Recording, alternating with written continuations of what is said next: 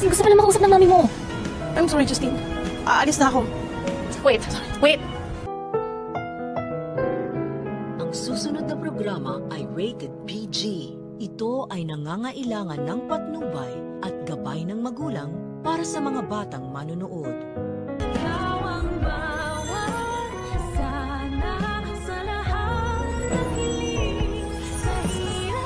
Nandyan pa si Sir Pepe. Gagaling siya.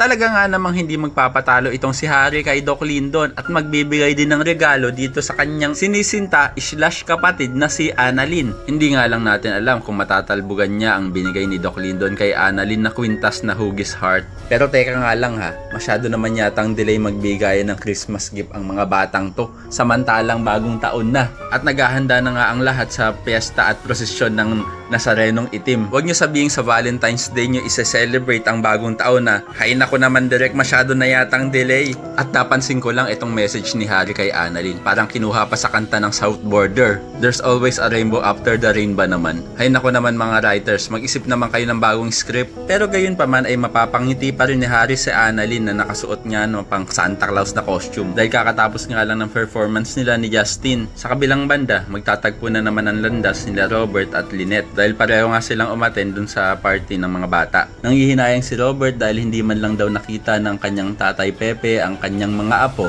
na sila Justin at Annalyn na magkasama. Pero ang paalala ni Lynette kay Robert na hindi pa naman daw patay si Lolo Pepe, kaya naman may pag-asa pa rin makita niya ang kanyang mga apo. Pero parang nawawala ng pag-asa itong si Robert at sasabihin niya kung paano daw kung hindi na magising ang kanyang tatay. Samantala, nang makita naman ni Justin ang kanyang nanay Giselle dun sa venue ay parang papaalisin niya pa ito.